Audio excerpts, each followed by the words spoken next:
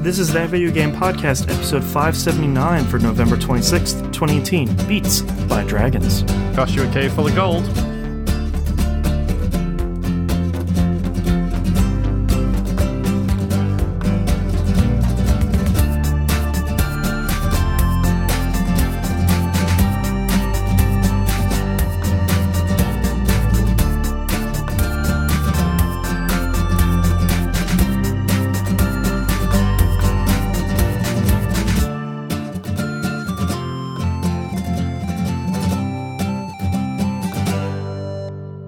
Welcome back to another episode of That Video Game Podcast. I'm your host, Boston. Joining me as always is Moonpeer. Hello, Governor. I'm English, don't want you know. Cheerio. Brand new episode of Old Dog New Flicks is out now for patrons. Patreon.com/E1M1. The ones are numbers. Go check it out. I guess I also have to post a new episode of Dynamic Soundtrack pretty soon, so that'll be coming up on the first of the month here. It's a handy reminder when we post ours. You should probably remember to post yours. Yeah, and they follow rather quickly. Yep. It's episode 9 this month. Yep. Go check it out. It's Groundhog Day. I will say no more. You need to be a patron to listen, so go give it a listen. Tell your friends. Give me that sweet patron money. Yeah, so I can afford the hosting for the show. All right, all that business stuff out of the way, let's get started on what you've been playing this past week, Moonpeer. Well, the mad dash to complete as many games as possible before Game of the Year continues. Oh, God. Hold on, I blacked out for a second. What? Yep. So I played some more Grip, because that's going to be a Game of the Year contender. To be honest, I played a lot of Sunless Sea this week. Go check out We Roguelike It, which is one of our side shows. That's the roguelike specifically version, so go check out that. It will be available on all of the feeds and the Patreon as well if you want early access. Yep. And I played a little bit of Grip.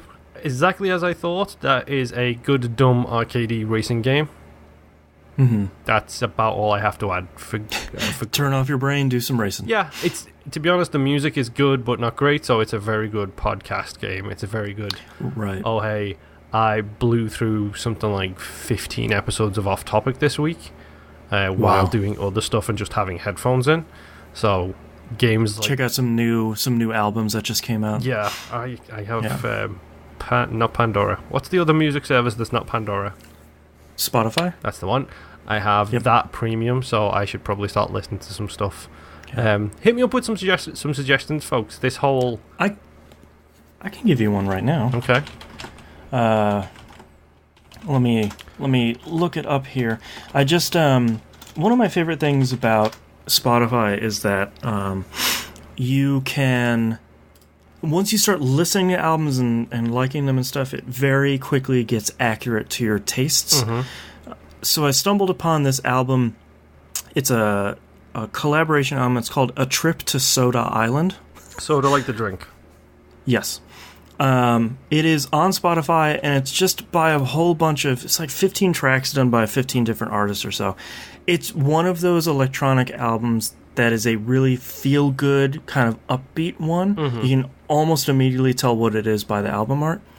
It's just really good. Even if someone listening maybe doesn't like electronic music, give it a shot. It's not like 4 on the floor, like wait for the drop or anything like that. It's pretty cool. Yeah, A Trip to Soda Island. Sounds a little bit like Apocalyptica's Worlds Collide album, or Dave Grohl's weird band he started where he just did a bunch of different songs with people. Oh, I forgot about that, yeah. It's a good album, though. So's Worlds Collide, to be honest. Worlds Collide by Apocalyptica is an amazing album. But yeah, if you have music suggestions, feel free to send them away, because guess what, folks? My whole bubble about the movies thing, that's not just movies, that's also music, books. Right.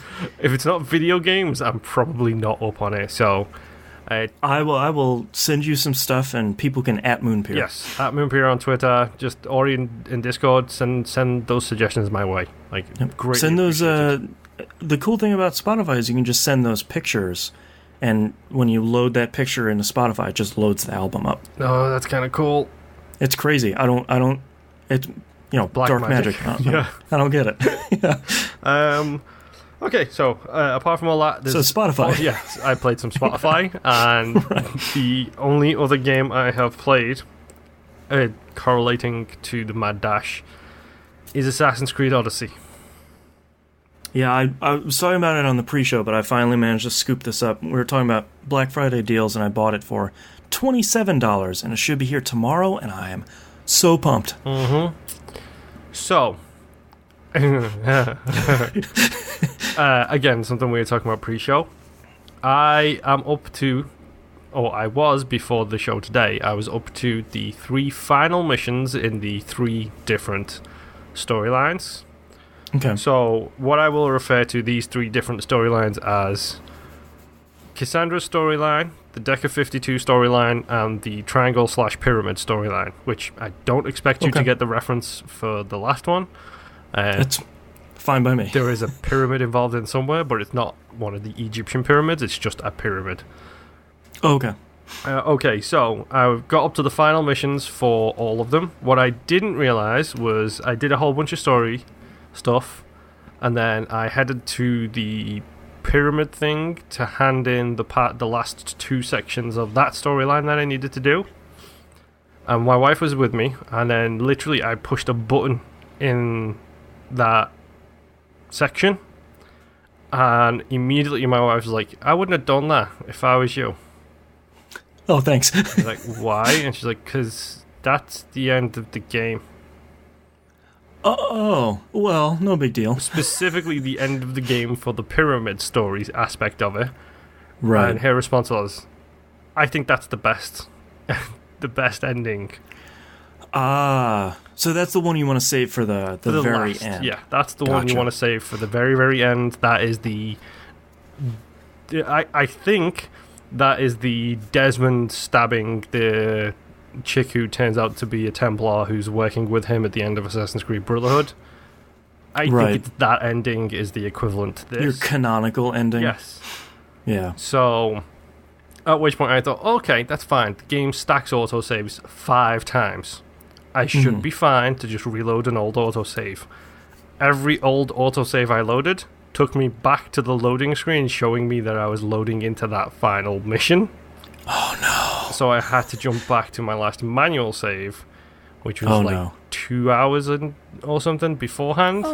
That's not too bad. It's not too bad. The downside of it was 2 of those hours was hunting around for clues to find out where somebody was, so I could go and kill that person as part of the main storyline, like the Odyssey storyline. I was so annoyed, and then I just ran to where he was, and lo and behold, he was there. The fight was harder, but I didn't care because he was there, and I killed him, and it was great.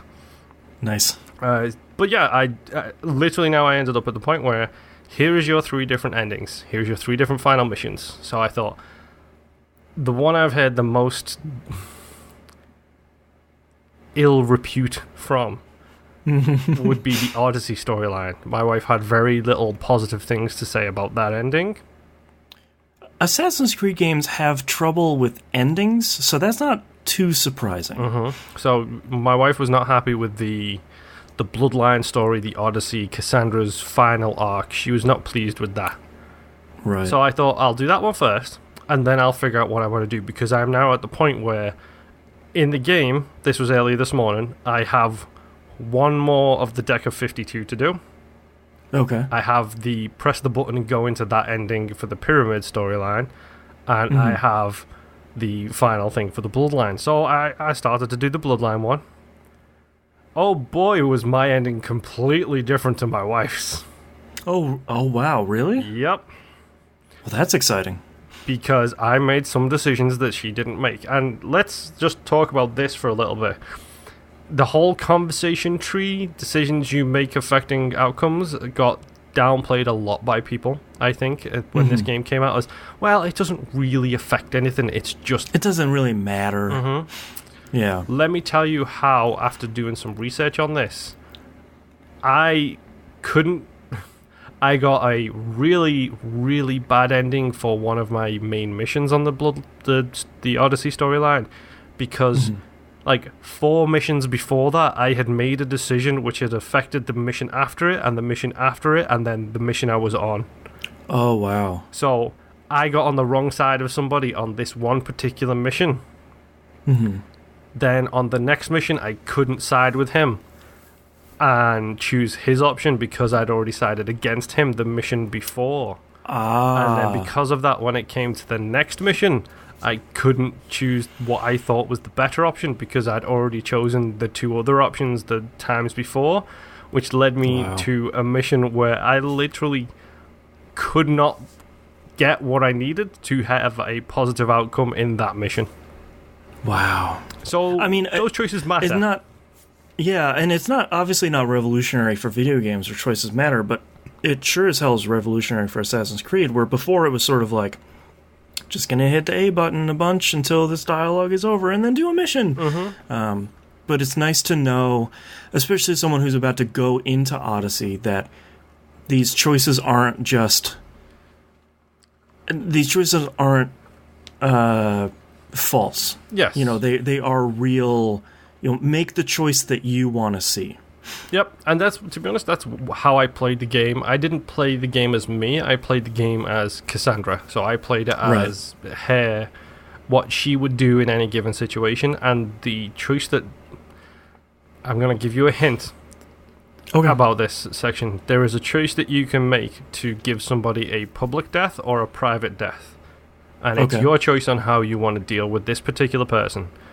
Don't do the public one, do the private one. Are they a real jerk, though? Oh, 100%. Which is why I let that guy get stabbed like a fool in public. Yeah. He got... I'm glad to know, because I probably would have done the public. Yeah. I did, because I think he deserves it. Like, that fool got Julius Caesared. Like, you wouldn't believe how bad his death was. Yeah. And I felt really good about that choice at the time. And now looking back on it, it probably was the worst choice. But I'm okay with that. Because it's the choice I made. It didn't break the game. It didn't stop me from making progress. It just made things different going forwards. And then I got to the end of the game. And I couldn't do X, Y, and Z because of choices I had made previously. I made very bad decisions in a particular conversation. And whereas my wife's game ended in a... Trying to phrase this correctly here. She got the happy ending, which was the bad ending. Or we view it as the bad ending because it's kind of BS. Okay. Whereas I got the bad ending, which I think is the better ending. Because my ending ended in a fight. Great. And it was a great fight. It was fun. The location and everything was fantastic. It was emotional. Fighting on top of Metal Gear Rex. The worst thing is, in ancient Greece parlance, yes, 100% That's you awesome. are. Brother! Be great. I can't say anything because there's so many jokes I want to make right now that would spoil so much of that game. I know. But what's crazy though is the difference between the massive differences between what you guys were doing in your endings. So, well, to give you an idea, at the end of the game, I walked away with 2 survivors, and I could have walked away with 0. Oh wow! My wife walked away with 6 survivors, I believe. Oh, jeez. So that's the difference, like, in the type of ending we got. That's what I mean when I say she got the good ending and I got the bad ending. But I like the fact that mine ended in a fight. I like the fact that mine ended with this huge emotional gut punch, and then the rage that followed. Like, it felt like a very satisfying ending. From her perspective, from my wife's perspective, I can understand why she does not like the ending that she got. Right. So it's one of those things where we are now... I finished that probably about 15 minutes before I had to come up here for the show, because we do pre-show meetings, we do business chat, and we roguelike it beforehand. At which point I literally turned to my wife. I did the epilogue mission, which was hilarious in how weird it was. I turned to my wife and I said, look, I've got 2 more of these main storylines to go. Can I get these done in 15 minutes? And her immediate response was, no. One of them is like a 30-minute cutscene. So, as soon as I'm done here, really itching to I'm going to be going done. downstairs and then playing some more Assassin's Creed Odyssey because I need to see those final 2 endings, and then that will have cemented or de-cemented its place on my Game of the Year list. Because, let me tell you something, my save file is like 70 hours now. And I do think that hurts the game. You think it's too long? Mm-hmm. I think the biggest downfall of this game is at some point it just felt like it was going on too long.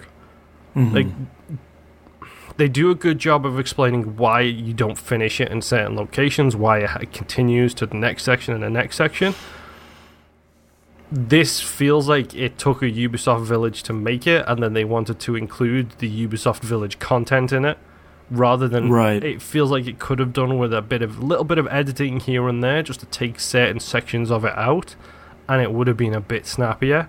I'm not saying it's bad for being that long, but at a couple of points, especially when something we've discussed over the past couple of weeks, especially when the pressure is on to get this thing done before Game of the Year for me, it was like, does it need to be that long? No, it doesn't. Right.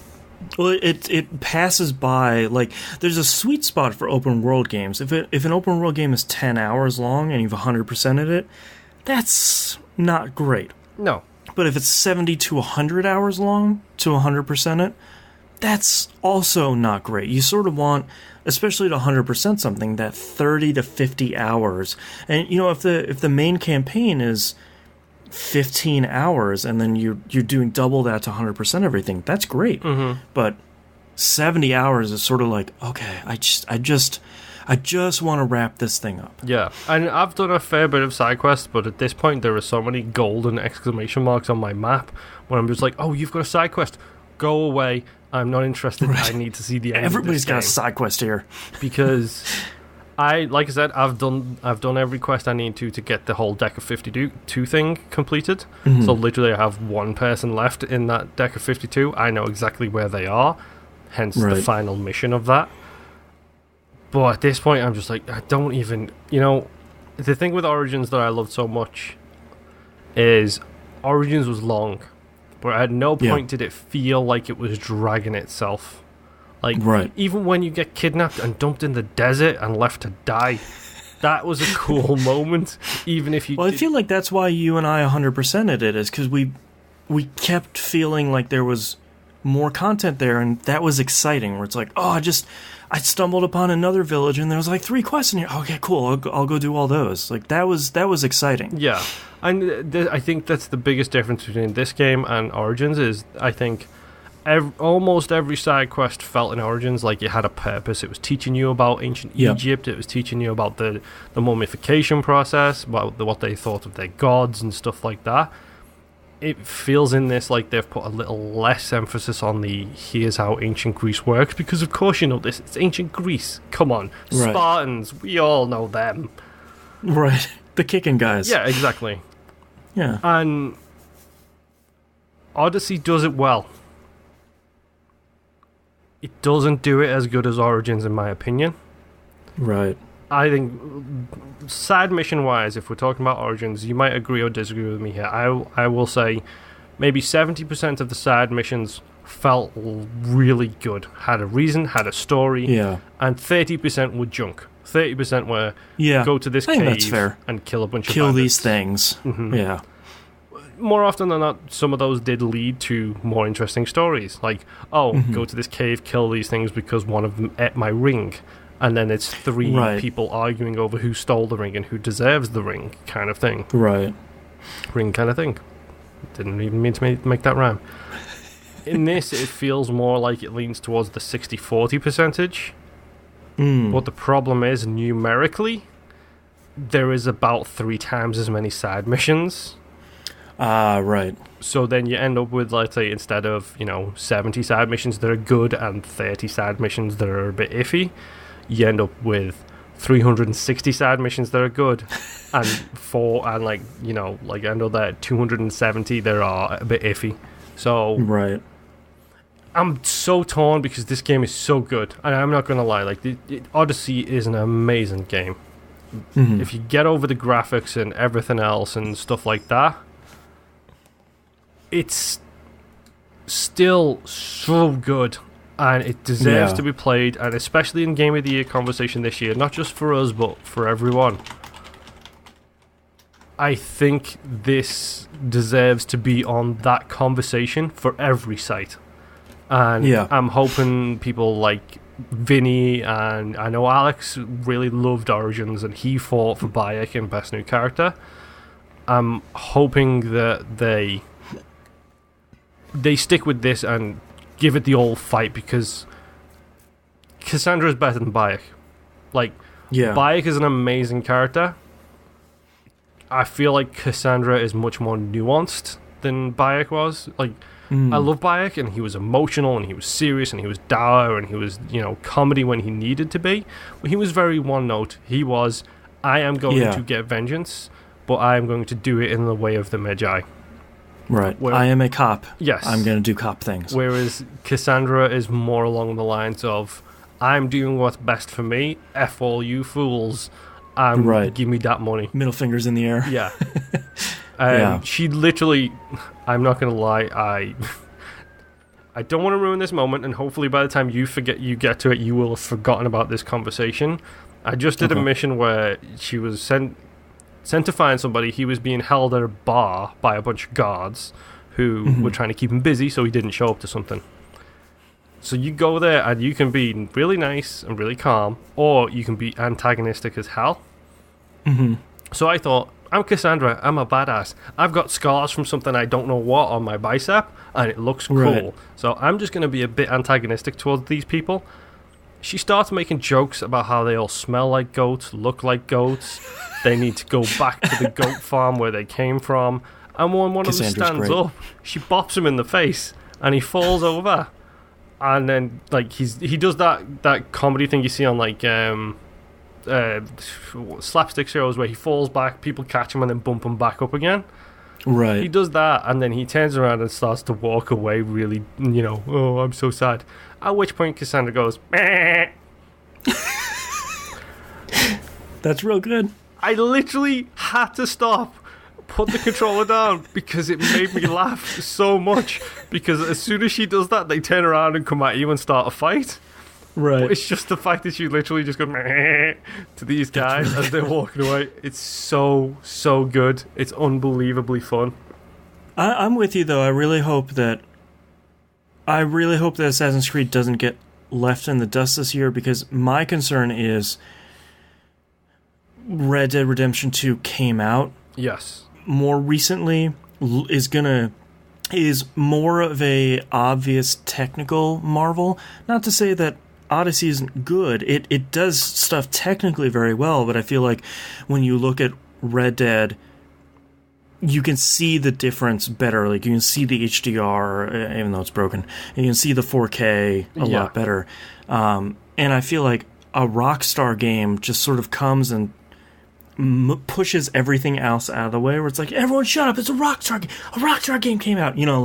Everyone's taking that tack. So everyone goes, oh yeah, the 18th Assassin's Creed game? Oh yeah, Game of the Year, okay. But Cassandra's really cool. She's genuinely a great character. Joe Jennings in YouTube chat asks, is the XP booster worth it?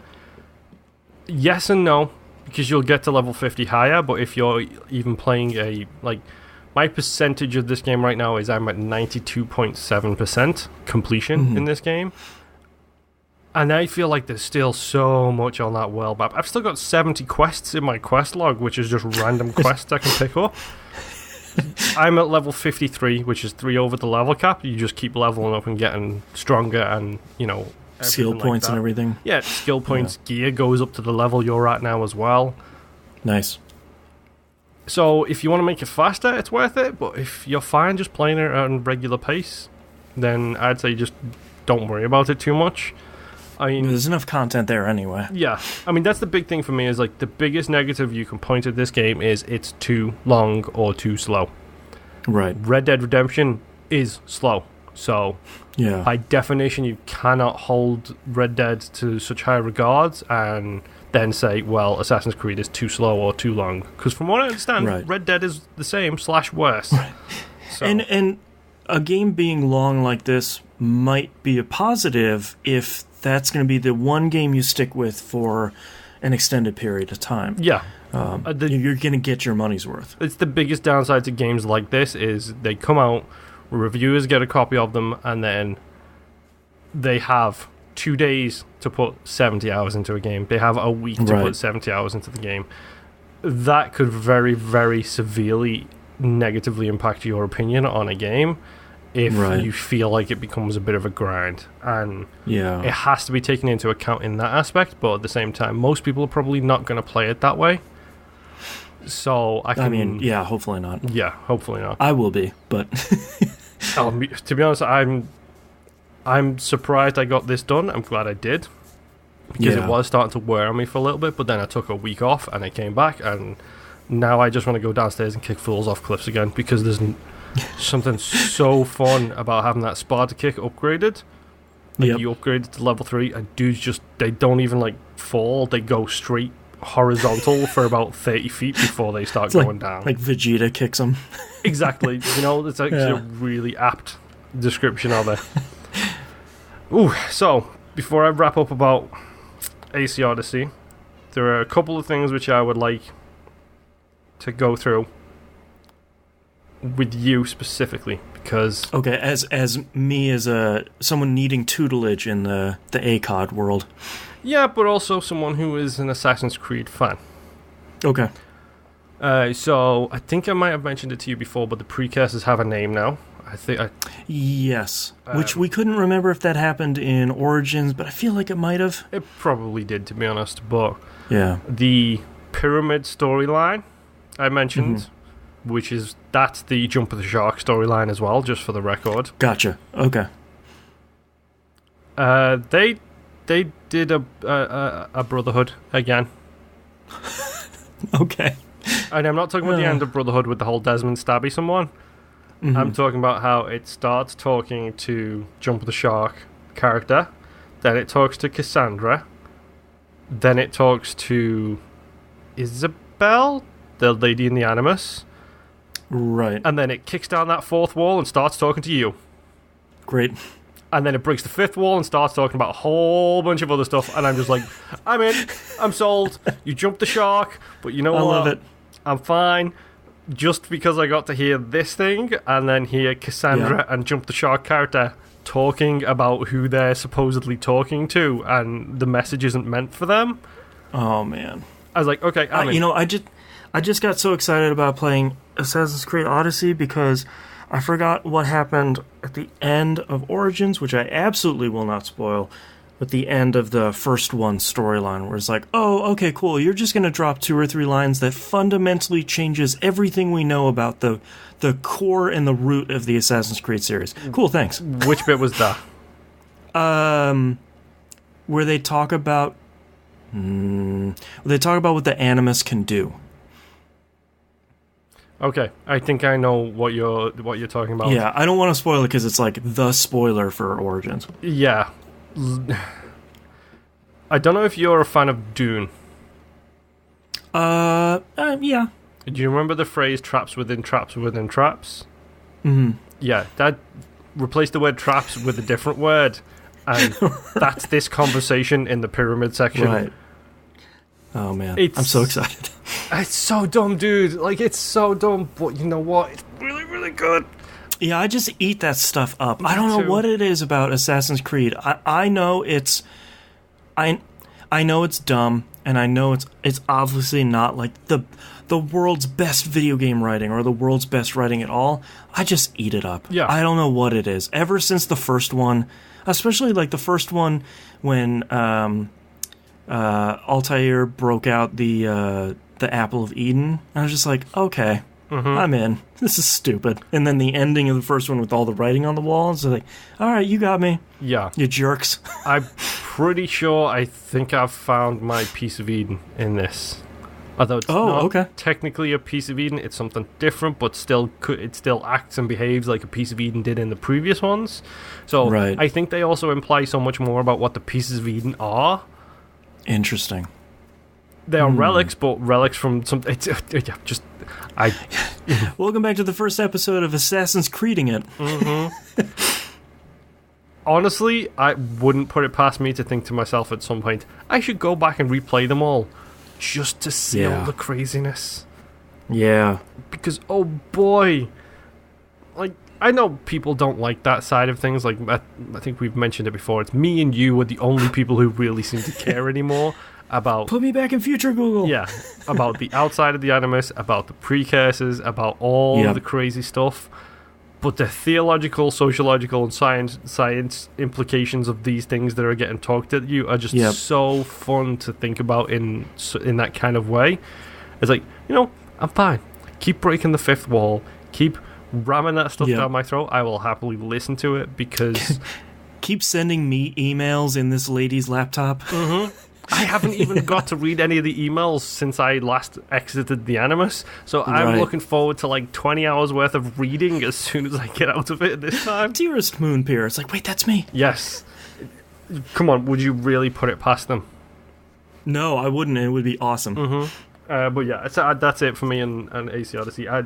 Honestly, I cannot wait to hear what you think about it, but now I can actually talk to people like T-Bomb Rocks in the community, who I'm pretty sure he got the same ending my wife did. So I'm curious what he thinks of that ending.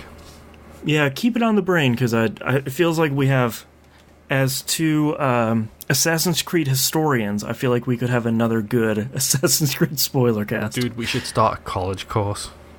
We should. Get your master's in Assassin's Creed. But it would be so dumb and so worth it. All right, I've got a little bit about a bunch of games and then a lot about one game. So let's take the little games here first. Tetris Effect. I finished Journey mode on normal. That's the main mode with all the nodes on it. Holy Christ, was that last level tough. Every level up until then, so they have 3 difficulties, easy, normal, and expert. Easy, it's basically like the speed is a little bit slower. You only have to get 30 lines per screen until it switches over to the next one. Normal is speeds are a little bit faster, and it's normally 36 lines per screen. And then the very last one was 90 or 100 lines just on one screen. So you just have to keep that screen really, really clean throughout. That was really great. I don't want to belabor the point because Tetris Effect's last level is a real experience. Is it in Area 5? No, because I don't think anything else can be. you know what I mean, though. But it is very much like the culmination of Tetris Effect, and it really is like I think the blocks look the best. The music is really great. Everything is really, really great. But like Area 5, you sort of have to play it to get it. So an audio podcast is probably not the best place to explain it. Yeah. But I did try my hand at the first set of levels for expert mode. That was, you have to clear 48 lines per screen, and the speed is pretty much double what it was on normal. And we have established that you are not a good Tetris player. No, but I think what I felt good about is I passed that first chunk of levels in expert mode my first try, and I did actually really well. So I feel like I'm getting demonstrably better. I'm obviously not like, all right, let's compete at Grandmaster. Nothing like that. Yeah. But I feel like I'm starting to get my skills stronger and stronger as I play more, which feels really good. Well, that's always the good thing about like those type of games. Child of Eden, stuff like that. Like, yeah, Luminous. Yeah, Rez is obviously the prime example of it. But yeah, I realized that Rez, was it on PS4? Rez HD, I think it's called. I think so, yeah. Is in 4K. And I was hovering over it the other day, like, I should play more Rez. But I was like, no, I need to play a little more Tetris Effect so I can talk about it during the Game of the Year. Dude. But then I'm going to play Rez in 4K. Area X in 4K. I can't even imagine. Like, to me, there are so many VR capable experiences now that I would really want to play. Like Astrobot is out, PSVR specifically, sorry. Between Astrobot, Moss, Rez, and Tetris Effect, like to me now there are 4 games where it's like, okay, I could see myself playing these experiences in VR. Yeah. If the VR headset was cheap enough. You know, there was on Black Friday there was that $200 deal where you get the headset and all this stuff in like 2 or 3 games. That's a great price, but way more than I want to play. Way more than I want to pay for just a couple of little experiences. Yeah, we actually had that conversation in this household as well, where it was like, well, what price does the PSVR need to get to before, you know, we actually think about it? Because to run it on my machine here, I would probably be looking at least 2 or 3 new components that need to get upgraded. And not the cheap components, like you're talking the expensive components to get upgraded. New video card. Yeah, and I have the space for it. Like, this office is pretty much empty except for this. That's a perfect space for it. This is a good space for it, but I don't want to sink that much into VR right now. I'd rather do other things like buy a car first. Weird. But then PSVR is the easiest setup for it. Right. But and it is the weakest VR hardware, but that's not... I feel like for me, that's not what I would get into it for. I get into it for the exclusives like Astrobot and Moss. Yeah, and it's something that we've been thinking about and looking into. It's like, I don't know what the price point for PSVR has to be for me to be interested in it. $200. I know the price for me. Is yours $150 or... No, it's $50, honestly.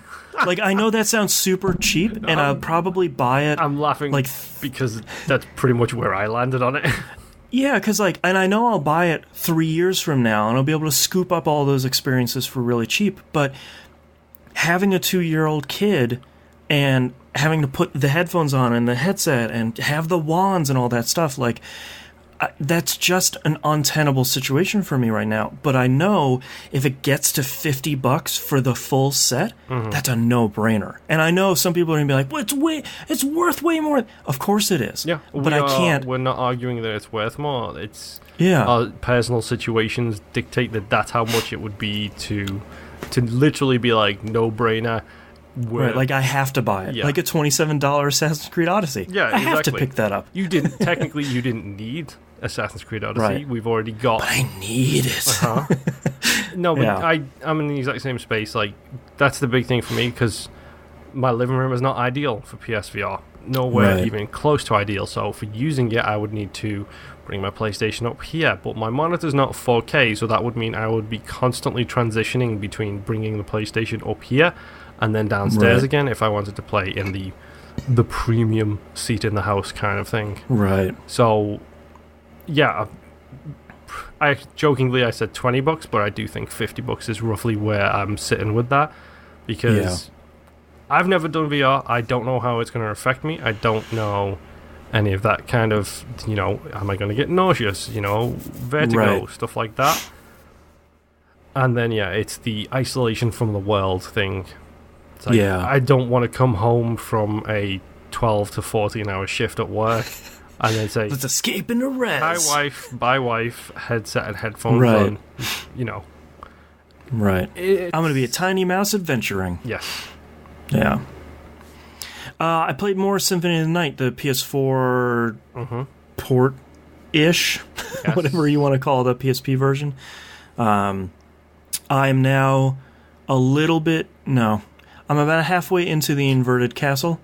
Why I said that is because I got into the inverted castle after completely clearing the map of the normal castle, and then got into it and like hit that first save spot and saved, and then got sick of the other game I'm playing, so I went back to it and was like, I'll just play Symphony of the Night, friggin' stupid thing. And then I played like 2 more hours of that. So you do realize you have a Symphony of the Night problem? I do, 100%. Just making sure. I will admit I have a problem. I'm working towards getting all the trophies. All of them are really easy. I've gotten what I would consider the hardest one is getting the Chrysogrim to drop, however you pronounce it. That one's just luck-based. You go into a room, you kill this dude. If it doesn't drop, you just exit and enter again, which isn't the fastest thing in Symphony of the Night. But I got it to drop, and it is still stupid powerful. I'm really glad that it has a trophy, because I feel like people don't usually go for it because it's rare enough. There are two things that I didn't know about that were trophies in this, which is really great. One of them is the Sword of Dawn. It's probably the first item you get when you go in the inverted castle. The reason I didn't know about it is because it's a two-handed sword, and I think they suck in Symphony of the Night. That's because you are correct. Yes. When you equip it and you do the fireball motion, there are a handful of weapons you can do, like a la carte sword, Sword of Jewel. You can do that motion and it spits out some coins. Yeah. This one, you do that motion with it, it spits out like an NPC that will fight next to you. That's kind of cool. And you can just do that as much as you have MP, and there's a trophy for spitting out all 4 of them over time. So that's cool. I had no idea that was a thing. And you remember the gravity boots, the ones where you hit up, down, jump, and you like shoot straight up in the air? Yep. Famously, you can do that underneath the librarian, and he'll fly up and go, whoa! I didn't realize if you do that 50 times, he drops a piece of armor that turns you into one of those axe guys. So that's a trophy that I didn't even realize was in the game. So I have to give them a lot of credit. The trophy descriptions are funny, for one, which is a favorite of mine. Yeah. But a couple of them are things that I actually didn't know about Symphony of the Night, which is great. Like the at the bottom of the castle wall, all the way on the right hand side of there's the bottom room with the telescope in it. Mm-hmm. What I didn't realize is when you go in and out of that room, the bird in the nest at the bottom grows up over time and has its own kids. That's like kind of cool. As you come and go out of the screen, it's like, all right, trophies, thank you for teaching me more cool stuff about Symphony of the Night. Yeah, you still have a problem, though. I do, yeah. And I still think Symphony of the Night is really great. Some people have been playing it again as part of this collection, or some people playing it for the first time. And I agree with them that the inverted castle does have problems, because it's not as fun to traverse as the normal castle is. Oh, no, it's not. It's horrendous. It's a lot of bat flying and up, down, jumping. And yes, it is. Yeah. It's not, but a lot of the bosses are pretty cool. A lot of the items you're getting are pretty cool, but it's not the best, but I still love Symphony of the Night. Mm-hmm. I got sick of playing Symphony of the Night, so I figured, why not play a little bit of Hollow Knight? Is this the game you got frustrated with? I did. Because I thought... Was it that boss battle I saw you tweet about? Yeah, it was. Well, it wasn't specifically that. I thought, well, why not fight one of the hardest bosses in the game after I'd taken a couple weeks break? Mm-hmm. That should work out pretty well. I actually beat that boss after 2 or 3 tries, which was really great. It's one of those bosses where you just have to avoid his or her attacks. I don't know their gender.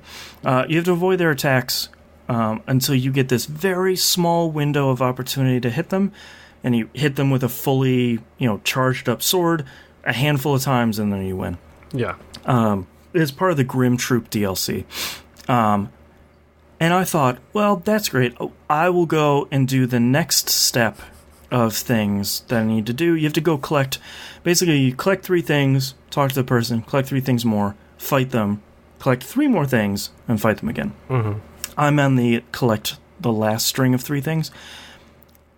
What I had forgotten about is the things you need to kill in the environment to get the items you're collecting get harder as you go through.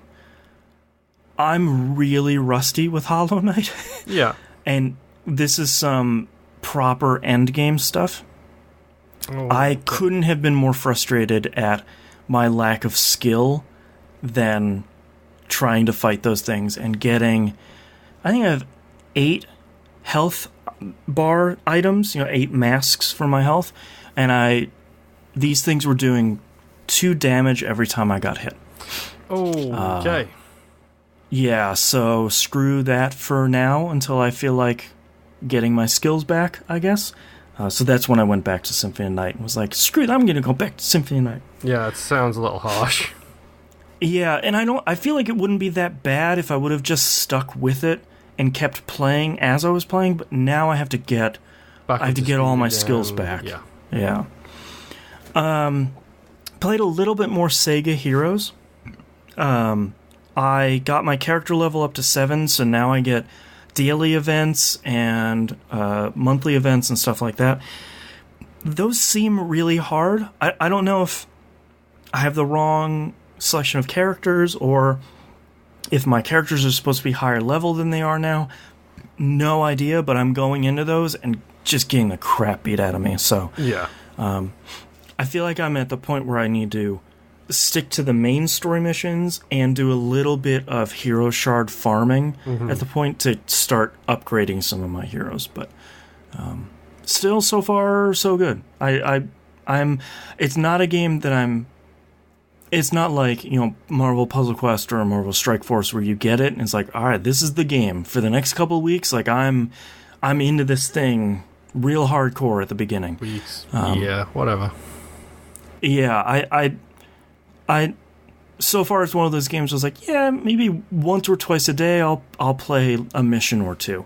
Nothing like, all right, just plug the phone in, I'm going in. Yeah. Nothing like that.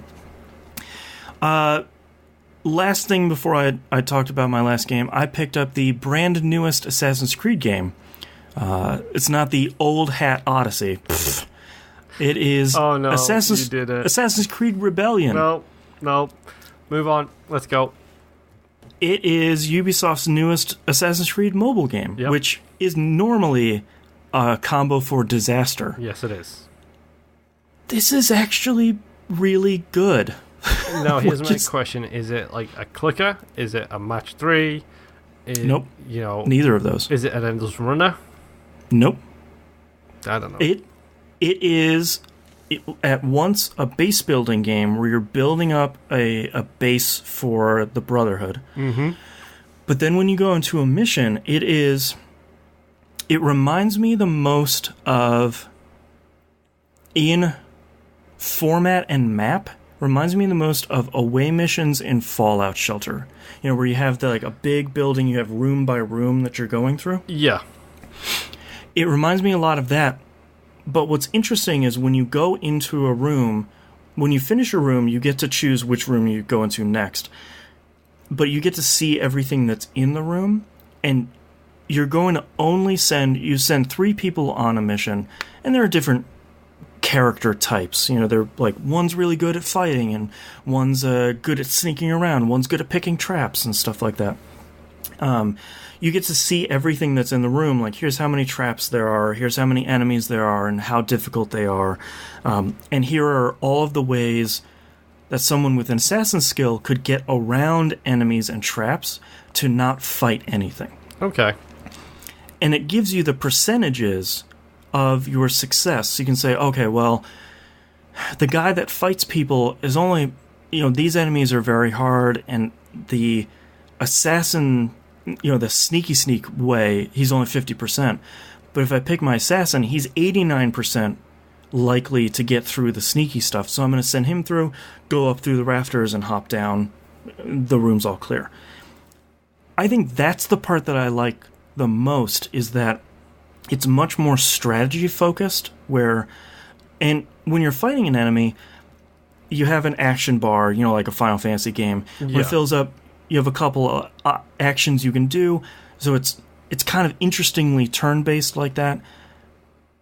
And I think the combination of all of that stuff works really, really well, where I'm excited to go into a mission to go do all this stuff, because I'm excited to get through a mission as quietly as possible and pick all these traps and get through without fighting anybody, or go through and try and get as many chests open as I can because maybe I need crafting materials. And I think we've been burned by so many Assassin's Creed mobile games before, by them all just being terrible. And not even just Assassin's Creed games, but mobile games, period.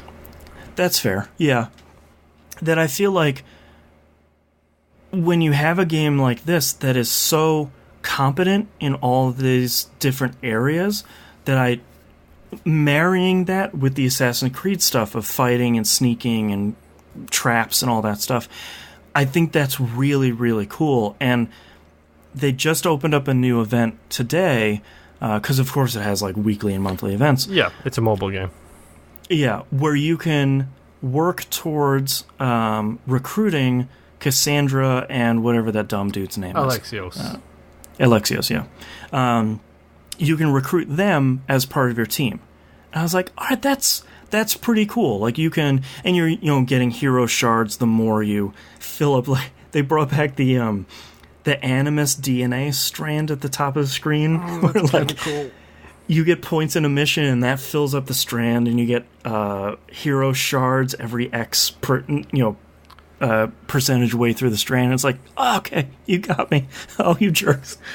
So, Assassin's Creed Rebellion so far is actually really good. I've been playing a lot of it because I like the mission structure. I like being able to go into a mission and do all the sneaking stuff and do all the fighting. And so they have the normal, 3-star rating system that all these games do. Yeah. The rating system is really smart, though, because if you make it out with all 3 assassins alive, you get 3 stars. If 1 dies, you get 2 stars. If 2 dies, you get 1 star. Like, it's really clear about how you're going to do when you're going through the mission. Yeah, it's the Galaxy of Heroes Strike Force thing. 1 person dies. Yeah. You lose a star, 2 people or more, you lose 2. As long as you make it through, you get 1. Yeah, and I think combining that with some of the base building, all that stuff, it's really cool. And to have an Assassin's Creed mobile game is really great. Yeah. Hold on, I have to I gotta time out someone here real quick because they're asking about Ligma. You get a 45-minute timeout. So my very last game that I played, I mentioned pre-show, I mentioned last week, I had a minor medical procedure this week, but it dealt with like a day and a half of not eating, and then a day or 2 of recovery on the other side. Tell me you didn't play Overcooked. No, God, that would... A listener of the show actually sent my wife and I a Christmas present. I forgot to mention this. And they are, let's say, innuendo-named scented candles. And they smell really great. But they came on the day I couldn't eat. And, like, the first scent on the one of them was banana bread. And I'm just like, oh, this smells so good. I'm so hungry. Oh, my God. But no, what I thought I would do is really tuck into Dragon Quest XI. Because I thought, it's a blue sky game, it's turn-based, everything's really happy, it seems like a really perfect, very slow game that is easy, so I'm not going to get super frustrated. Yeah. There are going to be minor spoilers for this. That's why I left it here at the very end. Nothing major, but there will be spoilers about the structure of the game, just as an FYI for maybe anybody that's playing it right now. This game has the Nier problem, which I'll get to in a minute, that is frustrating me with JRPGs right now. But the game through whoever's asking in chat, we don't play Call of Duty Zombies. Sorry, that's my yeah, I have no opinion about zombies bosses. Although I've always respected the zombies mode, I don't want to spend the $60 to play the one thing. Yeah. So basically, throughout the entirety of the first act of the game, like I was talking about last week, let's get the 6 Dragon Balls and let's go do the thing. As I suspected, things go wrong. Wait, in a JRPG, setup gets wrong. Let's go fight the final boss. Wait, whoops. So that was a really cool thing. We're finishing up Act 1. which probably took me 25, 30 hours, something like that. Very distinctly, Act 1 has finished. Here is a large, major story beat. Now we're going to pick up at the beginning of Act 2. The title screen changed, the music has changed, everything is very distinctly different. And you go do a whole bunch of stuff. That story really goes a bunch of places I wasn't expecting it to, which was really, really exciting. I wouldn't say that it is a blue sky game through the entirety of it, which is great. It's still overall, let's say, a family-friendly game, but it's not the happiest thing, which I think is good. I really wish I had a better history with the series, unfortunately, because I've played 5, 8, and 9, and I've loved all 3 of those. Wasn't 8 like the big one? Like the huge... Yeah, Level 5 made it. They did the... didn't they do Harvest Moon games? No, they did the Dark... Oh, in Europe it's called Dark Chronicle. You mean Dark Cloud? Dark Cloud, yeah, they did the Dark Cloud series. Now they're doing the Yokai Watch series. But that was their first one. It was cel-shaded. It was the first one on PS2. It was really great. This game, I don't think this is a spoiler, largely seems to be a continuation of Dragon Quest III back on the NES. Okay. Yeah, a lot of it is like, hey, remember these guys? And I'm like, I've seen them. Is that from 3? And a lot of it is Kingdom Hearts this. Yeah, but in a way that feels really interesting because it's 25, 30 years ago. Yeah. And apparently there are a lot of little references to that game that I'd never really picked up because I never played it. So that's been really cool, but some of it is lost on me. But I feel like not in a major way. So if someone is like me that hasn't played 3 or maybe hasn't played any of the Dragon Quest games, I wouldn't say that's a reason to not jump into it. I think this is a really great starter game, especially because it's very easy. So here we get into the structure part. I beat the game at around 52 hours. But I didn't. And that's the thing. Did they Assassin's Creed it as well? No, they sort of Nier Automata it. Where like you finish Route A of Nier Automata, and you're like, great, there's credits and a big theme song. All right, that's great, fantastic. See you next time. You should load that game for Route B, though. Like you only played 1/6 of the game. Dragon Quest XI goes a little bit further, where like you get the happy ending and you get the credits and you get like thank you for playing and all that stuff, and you get the little star next to your save file where it says like good job, you played it. And normally you load that star and it brings you to New Game Plus. And everything I've heard is, please God, that's not the end of the game, just load your save file again. Okay, so they're sending out false flags. Right. But they're sending out a false flag that lasts 30 more hours. Have fun with that, Boston. And all of it is really major stuff. I'm not going to spoil the story here because it so fundamentally changes the game that I can't believe that they gave you credits. Like the stuff you do in the first hour or two after loading up what I'm calling Act 3 is so monumentally important to how you play and how you function in that game. It's incredible. Like they shouldn't have starred it. Maybe do everything but give you the golden star. Even just say like, hey man, you finished everything you need to see. But how about if there was like 30% more game and all of that was really good?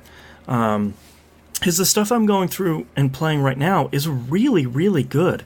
I think I'm at 60 hours right now, so I've played probably in the last week about another 10 hours or so. And all the stuff is really good, and it's wrapping up a lot of the storylines that I started in Act 2 that I didn't realize I hadn't resolved until I finished them in Act 3. Okay. And that's really cool. And it's like Nier Automata, where my frustration point on that was everyone finishes it and they're like, okay, that was fine. Like, that was a good action game. It's like, no, but you have to keep going. Yeah, and that's going to be the Dragon Quest XI thing that we're going to say for the rest of time is, you beat the final boss, that's great. You got to keep going. You haven't just keep loading. Yeah, like you haven't seen the end yet, and I really wish that I could talk about what happens at the beginning of the third act, because it's so cool, and I feel like it would encourage more people to play the game.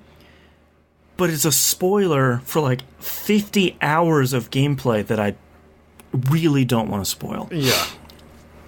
The only thing I can say, though, is I didn't use a walkthrough until that dungeon, because that dungeon was a lot of like, go to this place and hit this switch, then go back over here to hit this other, JRPG final dungeon BS. My recommendation to you is find a really good walkthrough for Act 3 and follow it as soon as you start Act 3. Because there are so many things you can do in the world that I genuinely would have missed had I not been reading something where it says, all right, go to this town, go talk to this person, that it will show you to go talk to them. It starts this whole quest chain that gets you this cool stuff at the end. Then you can go to this town and do the next step. So you're sort of like building your forces to go fight what appears to be the final boss, probably. Who even knows at this point? But that's the point where you're like wrapping up side quests and you're wrapping up all this other stuff. So I think I've played enough that I can safely put it somewhere in my top 10 this year. And tomorrow Assassin's Creed Odyssey will be landing on my doorstep, so I sort of have to play that and have fun with that. Put this to the side for a little bit. But I'm really, even after 60 hours, I'm excited to play more of it, which is it's always a good kind thing. of it's kind of crazy. You know, it's the opposite of the Assassin's Creed Odyssey problem we were talking about at the top of the show, where it's like, okay, like I'm ready to finish this. Like, let's start wrapping this thing up. Let's start pulling this all together. Yeah. And Dragon Quest keeps saying, like, what if you go to a town and you got 3 more side quests and like another large mission to do? And I'm like, all right, let's head on over there. Let's do it. So yeah, Dragon Quest XI is real good, and that I was expecting it to be good, but I wasn't expecting it to be this good, because I think if it continues to have the same level of quality that it does, by the end of it, it will probably be on my top 10 JRPG list of all time. Wow. Like, it's just an outstanding, super competent, still fun to play random battles game, 60-something hours in, on top of being incredible to look at, having a genuinely great story for, one that started off seeming like it was going to be very rote. Square Enix did some really cool stuff with it. And I am really surprised, and I'm really pleased that 2018 has had a couple of good JRPGs in it, between this and Ni no Kuni 2. Oh, wow. Yeah, so 2018's been good. Level 5 seemed to be knocking it out the park. Yeah. Dark Cloud, Professor Layton, Ni no Kuni, Yokai Watch, and now this. Yeah, I forgot they did Professor Layton. Yeah, they've done almost all the Professor Layton games, and Ni no Kuni. Level 5 is really good. Mm-hmm. Man, yeah. All right, but that's all I've been playing this week, so let's take a break.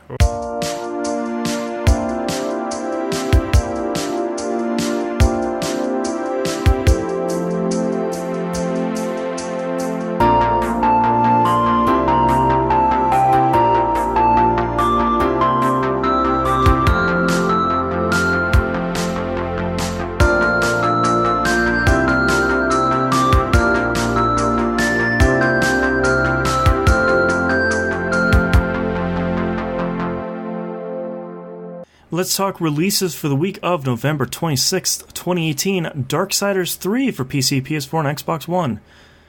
It is finally out, so I can stop forgetting that it's coming out. So do I have $60 in my budget and how many hours in, let's say, 20, 30? Let's shake the Magic 8 Ball. Says no. It says, I could have the money, I won't have the time. Yeah. I'm very much looking forward to it sometime in 2019. Xbox Game Pass. Yeah. It'll go there eventually, you know it will. It will, yeah. Artifact comes out on PC. How does that ring a bell? I would love to say a lot about Artifact, Valve's newest card game. Okay, moving on. Let's go.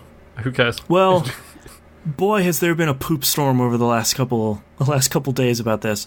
I almost don't want to talk about it because Valve seems to be covering it up and changing a lot of stuff, but if you're interested in Artifact, be warned that the $20 entry fee is not the last time you're going to pay money.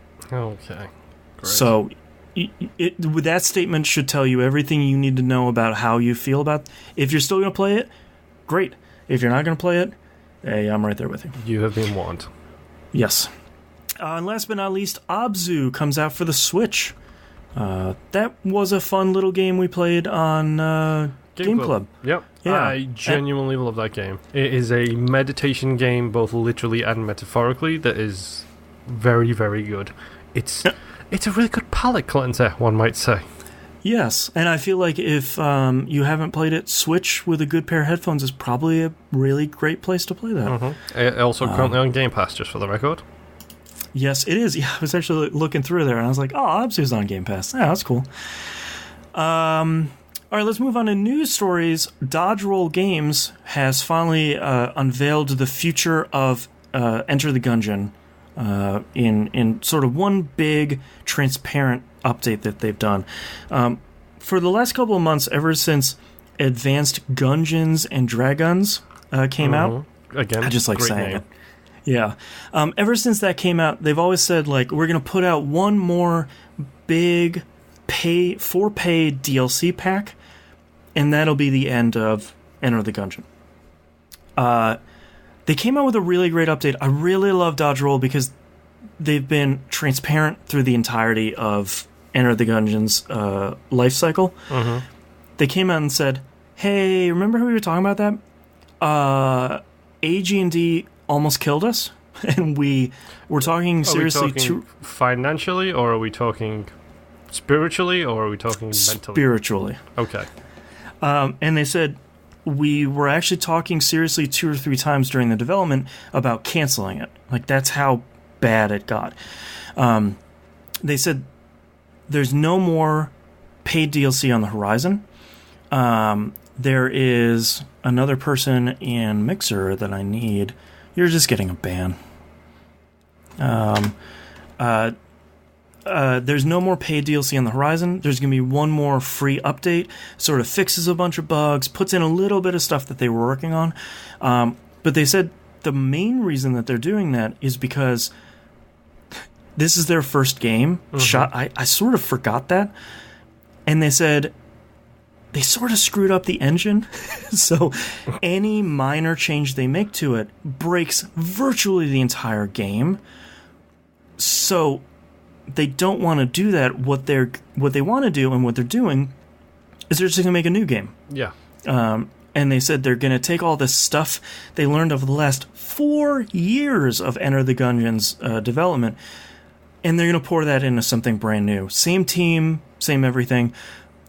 They're not sharing what the genre is or what the game is since it's so early days. They said the only thing that it definitely will have in it is dodge rolling, which is great. So I have to give them a lot of credit because most developers would just sort of go silent and they'd be like, what are you guys doing? Are you still working on the Gungeon? 2 years later, they'd be like, here's our brand new game. It's like, well, okay. But I give you Nicholas. Hey, Nicholas, any sign of that Xbox port? No, shut up. They literally don't even answer when you ask them. No. Xbox when? Crickets. Mm-hmm. But I really like this level of transparency. I really like them coming out and saying, like, look, this development was really hard on us. We don't want to keep doing it. It's like, okay, like I 100% understand, and I like when developers come forward and say, like, we just had a lot of trouble and we don't want to have more trouble. Mm-hmm. We'd rather make another game. It's like, especially with small teams like that, you can completely understand, because if they try and push it too far, then you're not just looking at like one person like leaving a multi-billion-dollar company or whatever. Right. You're talking about a studio ceasing to exist because 10 people no longer making games. Yeah, and no longer talking to each other. Right. Yeah, I'd rather them make another game. I'll buy whatever that is day one. Mm-hmm. Like Risk of Rain 2 is going to come out soon. 100% day one, even though it's drastically different from Risk of Rain. But a lot of those teams have already earned so much goodwill, especially from me, where it's like, they're putting out another one? All right, put it on. Give it to me on Steam. Into the Breach, FTL. Same. Yep. Yeah, absolutely. Whatever their team's name is, I never remember. I don't remember. Speaking of Steam, Valve, as they are wont to do, said, "Oh, hey, by the way, guys, we're canceling the Steam link." Yep. And stock is pretty much gone. So see you later. Mm-hmm. That's a real bummer. I feel like most people probably have them because, like me, they scooped them up for $10 whenever they came out on sale. Yeah, and isn't there talks that they're basically just going to use an app to replace this, essentially? Yeah, they're going to use the Steam Link app, which unfortunately was banned from the Apple App Store. It's on Android and apparently works really great. Of course it was banned from the Apple Store. Yeah. But that definitely is an option, and I'm sure you can still buy Steam Links pretty cheaply. But it's a really great box for, if you hardwire your connection. It works really, really well. Yep. And works with a whole bunch of controllers. To me, it's one of those things where it's sort of like, not entirely sure why you had to do this. Maybe your supply chain just dried up for whatever parts are inside of it. I'm hoping, the only thing I can hope is that somebody figures out how to emulate this with a Raspberry Pi, where like it just installs the Steam OS on a Raspberry Pi and does the mirroring. But this is kind of a bummer, because one of those pieces of hardware is like, just bought a new PC, just buy a Steam Link. It's always around. Yeah. It's good. But no longer. Sounds like a bloody vape flavor. Raspberry Steam. Yeah, Raspberry Steam Link. All right, let's move on to questions. We've been saving these up for a couple of weeks. So let's start off with an email we got from someone that just called themselves Salad, which I will always respect. I wonder if it's was titled... Well, yeah, maybe. Was titled, "I Have Something to Say." Is a very long email here, but has a good question, so I'm going to just go through it. It says, "Hello, TVGP. I'm looking for some recommendations, and I'm hoping you can help me out, so please bear with me on this. I love playing all game types, but fighting and action games I've always been drawn to a little bit more. Bruce Lee got me addicted to ass-kicking. I don't play a lot of RPGs, but I do enjoy them. I've just had a hard time finding ones that keep my interest. The very first RPG I ever played was Chrono Trigger. That's a really good game. Which to this day is one of my favorite games ever played. Yeah, 2 thumbs up. I had never before that point, I was around 10 at the time, played a game that got me so emotionally invested into a story and its characters. I'm sure you've played the game, but I don't want to spoil it just in case. But that halfway point when one of the main characters died actually got me to tear up. It's a good scene. I also still go back and put my original Disgaea for PS2. That game was incredible. Yeah. Yes, that's a rabbit hole. I've been curious about some RPGs I've missed. Never got to play Zelda: Link to the Past or Final Fantasy III for my Super NES, so I'm raiding eBay to finally play these legendary games that I've heard about since I can remember. I'm 22 now. So my question is there an RPG that has come out in the last few years that shouldn't be missed? Oh boy. This year has 2 of them. That's No Kuni 2? Yeah, and Dragon Quest XI. Yeah. I think between those 2, those are some... Dragon Quest XI is like your classic Japanese RPG. That to me is like your prototypical JRPG. It hasn't changed for the last 30 to 35 years, but it's good. They've roughed, they've cleaned the rough edges off of that for the last 3 decades, and it's just incredibly solid. And Ni no Kuni 2 is just a cool, different, fun game where you get to rebuild a kingdom, and that's actually really good. Yeah, Ni no Kuni 2, definitely I would say that. I mean, I think the problem is he or she or they may just be in the unfortunate dead zone for my personal recommendation, which would be Kingdom Hearts.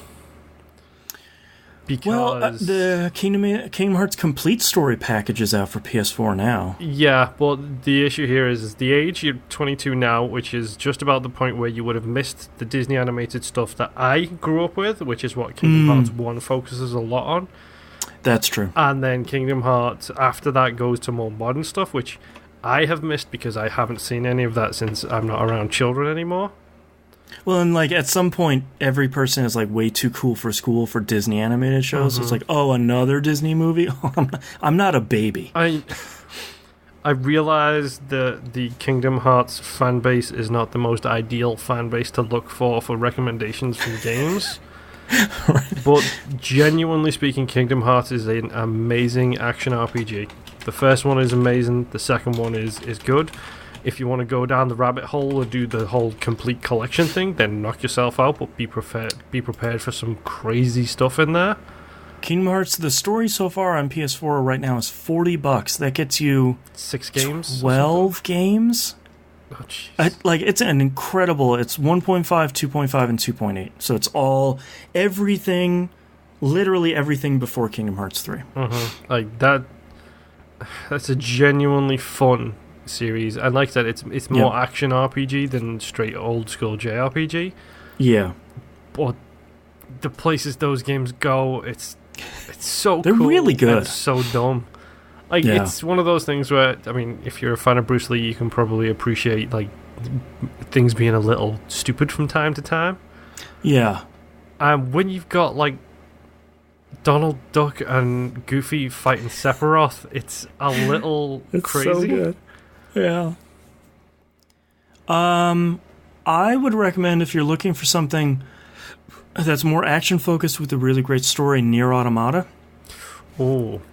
That's a fantastic game. Jimbo Jangles in chat says Dragon's Dogma. That game's a little bit broken in a kind of a Skyrim sort of way, that it breaking usually benefits you. I would also say the remasters of Final Fantasy X and 12 are both really good. Where's my 8 remaster? Yeah, for real. Where's my 8 remaster? Just you can just even put it out, 4x3. I don't care. Let more people play 8. Let them have 8. The famous queen.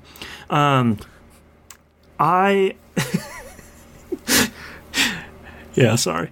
My history is, based on Assassin's Creed, so it might be a little bit off. Assassin's Creed and Doctor Who mixed in. Yeah, exactly. I'm trying to think of anything else that for me is a must-play. I'd say Breath of the Wild, but Zelda isn't an RPG. I feel like I'm going to kick myself because I'm going to forget something. I'm thinking in my head, and you got games like the Fallout games, but I don't know if you'd consider them RPGs or what. I would, yeah. Fallout 3, you probably have to go with Fallout 4 now, because 3 is probably just too old at this point. New Vegas, if you can get your hands on a PC copy of it. Skyrim? If you haven't played Skyrim, I feel like that's required reading. Yeah, it's on whatever platform you have in eyesight right now. Yeah, you have Alexa? Because guess what? Yeah, it's literally on Alexa. My blind spot is usually Western RPGs. Oh, The Witcher 3. Please God, play The Witcher 3. There you go. Oh, it's so good. How about the 2 Deus Exes?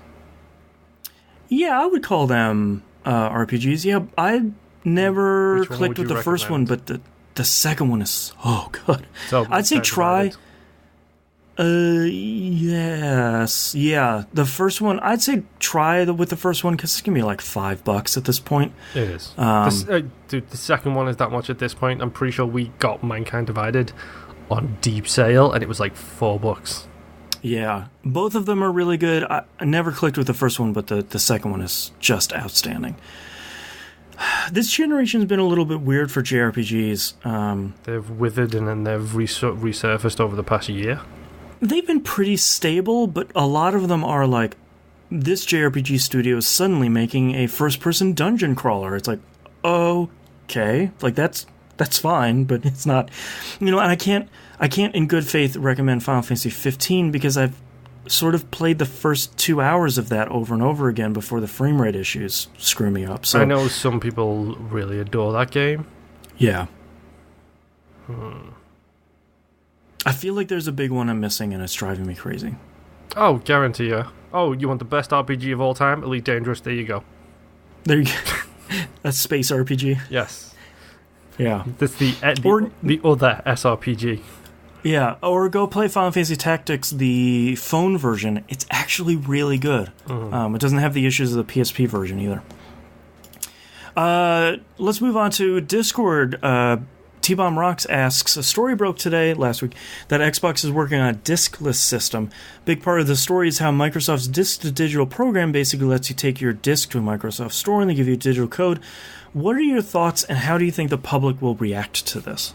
There will be the same old stuff there always is. People will yell and scream and tear their houses down from their internet greenhouses as they're throwing stones at everybody else. I'll be honest. And then they'll do the program anyway and say, like, it actually worked out pretty well. Look at all these codes I have. It's the same reaction that everybody always has with everything. There will be anger. There will be a vocal minority. Most people will understand and be fine with it. And then life will roll on as normal. And I feel like if you have an Xbox One right now, this whole thing doesn't apply to you at all. Nope. No one's like switching out your Xbox One X in the middle of the night, like the Microsoft gnomes aren't coming in, and next thing you wake up and you're going to put Call of Duty in, and there's no disk drive. A gnome is in the background going, got him. Digital Dave, the disc gnome. Yes, Digital Dave. I mean, it's a good idea. We'll see how things go. Like the streaming and the diskless, like they're both good options. I'm a very big fan of the fact that Microsoft is diversifying this much. Right. Because if I could get an Xbox One X that was half the size and didn't have the disc tray in, I would be fine with that. Because, I buy everything digitally anyway. Same with my wife. So this it doesn't hurt us in any way, shape or form. The fact that you have the option is always a good thing. Yeah. Yep.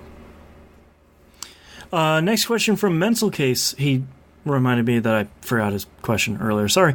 After seeing the praise from multiple sources, what games are you going to probably pass on? Seeing praised from multiple sources and still pass on? Yeah. Dragon Quest 11. It's what... Is that on everything, or is that PS4 and Switch, that one? PS4 and Switch and PC, maybe? So, not on my primary format, not a game type that I typically get hardcore into. It's 100 hours. Mm-hmm. It is on PC. People will not be coming to me for my opinion on Dragon Quest. People will be coming to me on my opinion on Forza, on FIFA, on these other things. Here's another RPG I forgot. Battle Chasers Night War. Ah, there you go. That would be one I would recommend for you, Moon, because it's like 20 hours to 100%. I have it on disc, dude. Yep. I literally have it. The disc. Talking about a cheap on-disc game. That game is usually like, it's on sale for $3 in a box on a disc. I picked it up when you sent me the tweet as soon as it went on sale. I was like, I'll get that. I'll play it eventually. It's still cellophane wrapped in my thing. And that's okay. I'll get there eventually. For me, I've talked a lot about Red Dead 2 this year. That's an obvious skip for me. For me, as much as it's getting praise, like the new Call of Duty and the new Battlefield, those are both going to have to be skips for me, mostly because of time. Like, for me, there's so much content coming out in Destiny 2 over as much time as I have to ingest it. Then there's next week there's something that's coming out. I just don't have the time to fit another. I feel like I need to dedicate time to those games, and that time is dedicated to Destiny 2 already. It's also about scheduling playing those games with other people for certain modes, the different multiplayer stuff. Hey guys, is everybody free at 8 p.m. on a Thursday night? Right. 2 people I play with have kids who are usually putting their kids down around about that time. Right. It's very difficult to do scheduling as grown-ass adults. It's very mid to late 30s. Yes, it's very difficult to get that kind of time scheduled where everyone is available. Yeah, and I probably will pick up Battlefield 5 at some point just for the single-player stuff. But playing multiplayer and things like that, and I look forward to it. When I'll ever do it, I don't know. Yeah. What else specifically thinking this year? I'll probably never... Yeah, I'll get to Spider-Man early next year. I'm hoping to slot that into the schedule. I will probably never get to Resident Evil 7. As much as I would like to, strap on the old coin purse and just say, I'm going to get through a game that is like Dead Space. I know it's incredible. I would just play it in the middle of the day with all the windows open and sort of get over it. I feel like that just won't I won't be able to fit it in my schedule. I honestly wish you could, because I would love... how much experience do you have with the old Resi games? Oh, a bunch. I played 1, 2, and 3. Once 4 came out, I was like, that's a pretty different... I know this is like the opposite of everyone. 4 came out, and I was like, that's a pretty different game from what I like. And everyone was like, yeah, dude, that's the point. It's like, I'm okay. No thanks. 4 it was the refresher that game needed, and it feels like 7 is the refresher that the game needed again. Yeah. My other concern, too, is my kid is now a lot more cognizant of what's happening on the TV. Oh, and I'm not super worried about violence or nudity or anything. Obviously swearing is a no-go right now since she's in that stage of being a parrot. Mm-hmm. But I feel like that's too much violence and too much horror for a 2-year-old with a plastic brain to kinda... Just so you know, it 100% is. Yeah. The start of that game is 100% too much. Yeah. So I feel like that's just... Circumstances and time mean that's just not going to happen. Yeah. I don't know what else. I feel like you and I, especially over this last year, have played a little bit of a lot of stuff. Some of it's been in our wheelhouse and some of it hasn't been. Yeah. I mean, I'm trying to think of games that are really highly praised right now that I haven't even touched yet. And we've played most of them this year. Everything that I think of is things that are backwards stuff on the PlayStation 4. It's Scary Kids in the Woods game. What's it called? Hayden Panettiere is in it. Mr. Robot is in it. Until Dawn. Yes. That's another game I'd love to play. Yeah. Which I haven't played, but I have. Yeah. Uncharted series, I have. Yeah. God of War collection, I'm pretty sure I have. I've bought these back with these PlayStation 4 exclusives, but I can't put Horizon Zero Dawn ahead of Assassin's Creed on the 25th of November when we are literally 2 weeks out from Game of the Year talk. And Horizon Zero Dawn didn't come out this year, so there's no impending need to play it. Man, that's a good game. No, I already played it. I already 100%'d it. Platinumed it, so you definitely don't need to go back to that. God, it's so good.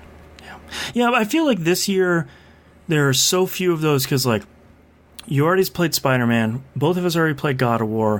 Both of us are going to play Assassin's Creed Odyssey, Forza Horizon 4.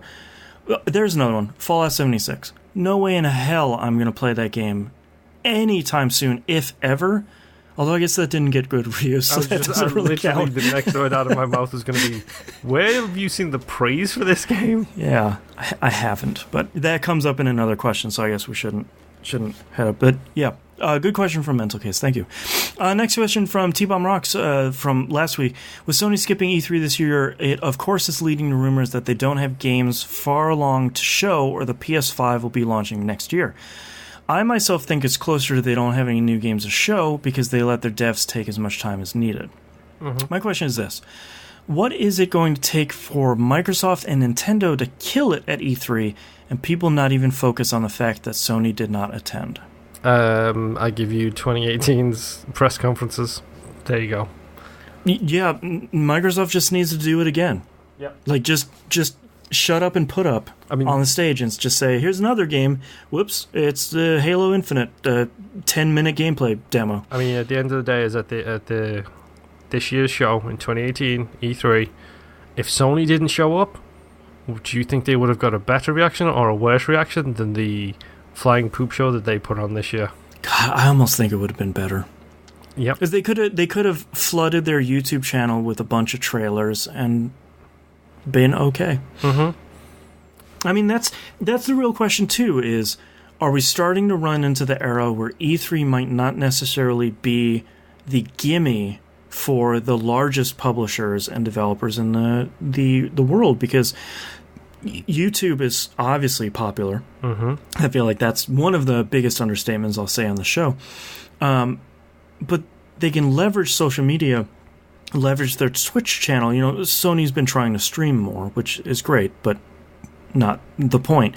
But Nintendo has obviously shown that they don't need E3. They can do their own thing. Microsoft is obviously just as big as Sony and Nintendo.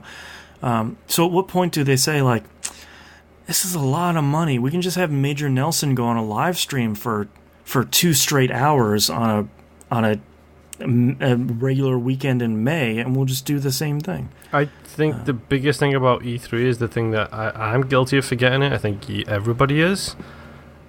It's mass media coverage. Yep. It's literally the 1 week of the year where your NBC affiliate in Tumbleweed, Tennessee. Welcome to the 11 o'clock news. It's the biggest gamer show of the year. Mm-hmm. It gets that kind of level of attention, which I don't think any other video game events do. But I think specifically for America, I should say, sorry, because Gamescom is such a huge deal in Europe. That's the biggest convention for video TGS games is still big. Yeah, and I think in the US, I think the only thing that's counter to that right now is Fortnite, because I feel like Fortnite is so big that why would another game like that, or why would Epic, for if they didn't have any other games, why would they even show up at E3? Yep. I feel like as more and more people play games across so many different age ranges, I feel like E3 slowly will become less relevant, but for really good reasons. It's because everybody's already playing something. Yeah. Like my mom has been staying with us for the last 2 weeks. She still has Bejeweled on her phone, and she plays it every day. She's someone who plays games. Yeah. I think I think Sony's biggest mistake here is thinking that time is closer than it is. Yes. I think they're making this jump possibly a bit too early. When Nintendo made it, people could understand because it's Nintendo. Right. Because Nintendo's not even playing by the same rules anymore. They haven't been for decades, though. That's the big secret. Since the Wii came out, they were like, we don't have to do all this dumb stuff. Yeah. I mean, how many times are we going to have the same discussion where a grandma goes into a game store and says to the clerk, "Oh, my son wants that new Nintendo," and actually means an Xbox or actually means a PlayStation, because Nintendo has that legacy that Microsoft. Yeah, they have that ubiquity. Mm-hmm. Yeah. Well, and I think the only last point for me is I really, really don't think PS5 is coming out in 2019. I sort of don't think it's going to come out in 2020. It might be announced then, maybe come out fall 2020, but another console at this point, I can see maybe another iteration of the PS4 and try and leapfrog Microsoft and start that whole dumb war. But I think a whole new console when the PS4 and the Xbox One are doing really well, I feel like that might be cutting themselves off at the knees. Mm-hmm. Well, I'll be honest, but my big question for the next console is, I am honestly hoping we do the half steps, because I've had enough of this generational gap BS time and time and time again. Like, my biggest slight against Sony this year, or this generation, is their complete disregard for backwards compatibility. Yep. Because they didn't think it was going to be a big deal, but I think Microsoft showed that it still is. Because I have hundreds of games I have purchased digitally on my Xbox. Mm-hmm. I would like to see them carry over to the next generation so I can play the things I missed. Mm-hmm. And have it be easier. Yeah, because I'm more than happy to buy a brand new console when it comes out. Mm-hmm. But I still have stuff that is coming out on the previous console that I'd still like to play. Yeah. And having two consoles hooked up at the same time from the same manufacturer sort of sucks. I mean, that's like the most first world problem. Yes. But it sort of stinks. Next question is from the Nimp in Discord with an answer from Gibbinator. In reference to last week's podcast about Dragon Quest XI using MIDI for the in-game music instead of orchestral, do you think it could have been a side effect of Dragon Quest XI releasing for both PS4 and 3DS in Japan? I was wondering if that would have just made it easier for back-end stuff while the user had the exact same soundtrack no matter version they cross-played to. I did forget that did come out on 3DS in Japan. For some reason, they decided not to bring it out over here and decided to delay the Switch version until the future. It'll be coming out then, probably for $60, and that stinks. Gibbinator in Discord said it's a little more complicated than that. Basically, the composer is a higher up in the Japanese Musicians Union. Square doesn't want to pay the outrageous licensing fee to use his music internationally. Also, the composer is a pile of festering human garbage, so that's another reason. So, and Square Enix should fire him, for real. Oh, it's one of that'd be great. It's the guy who wrote the Shadow Complex book situation. Yeah, but like way more happy and public about being garbage. Oh, it's David Cage. Yeah, but with a twist of I hate trans people. Oh, okay. Yeah, it's like take all of them and put them together into like that giant monster at the end of Akira, and then have that thing compose music. Okay, the inside thing. Yeah, yes, yeah. Superman Socks in Discord says, with Sony now having a PSX, not having a PSX this year and skipping E3, do you think they're taking a look at themselves to figure out what they need to do to remain number one in the next generation cycle, as Microsoft has been gathering so much fan support since the release of Xbox One? Also, with some of the stupid quotes Sony has made this generation, as I understand, do you think they have returned to their arrogant PS2 Sony selves again? Love to hear what you guys think. I feel like we sort of covered this, but yes, the arrogant Sony is... Yeah. It's poking its head through. It's not back in full force, but... I get the feeling that there is a constant battle going on in Sony internal right now between which of the three heads gets to control it. Because you've got... the ogre with the three heads. Yeah, you've got Sony Japan, you've got Sony of America, and you've got Sony Europe. And rep the European people here, because guess who put on that PlayStation 4 reveal event and was pretty much responsible for the PlayStation 4 dev. The right Cerberus head came out. Yeah, that was the European folk.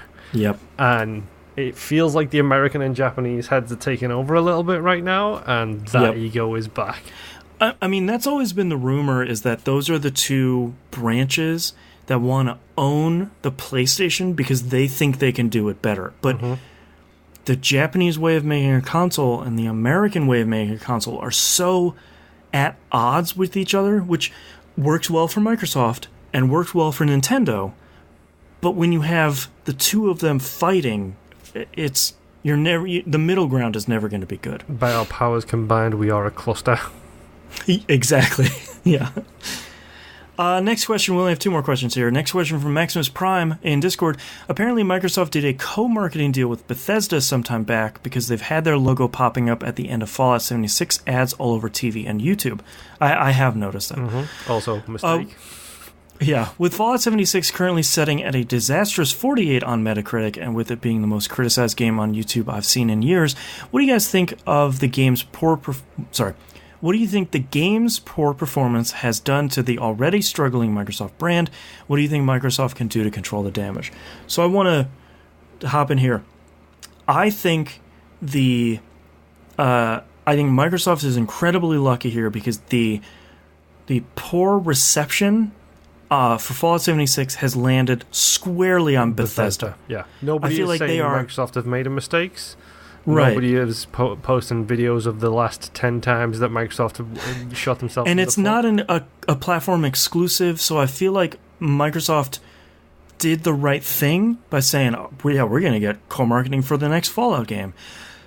And they're going through it, of course, because they have a contract. But I feel like Bethesda is getting the bad end of the double-sided blade here, because when it goes really well, they've got Skyrim and they've got Fallout and they've got this other game come out and they've got some, like Bethesda becomes a positive name like Ubisoft once was. But that bites you when you put out something that is, I'm not going to say Fallout 76 is bad because I haven't played it, but the public perception, which I will put the asterisk of, it's the internet. When the perception is very, very poor, that the Eye of Sauron swings over to you, and it's like, hey man, that's Bethesda. Like, you got no one else to blame but yourself. So I feel like Microsoft comes out smelling like roses on this one. Yeah. They didn't get Quantum Break, where when Quantum Break was not received that well, a lot of the blame for that was put on Microsoft. Rightly or wrongly, it was put on, a lot of it was on Microsoft. This household is a Microsoft and Remedy fan household. Yes. So we are super fans of them both.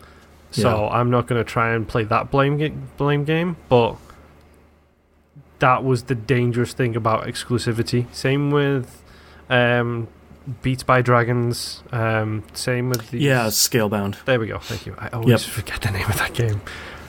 But Beats by Dragons is really good. Same with Crackdown. Like, these are exclusivity deals. That's when Microsoft takes the flak.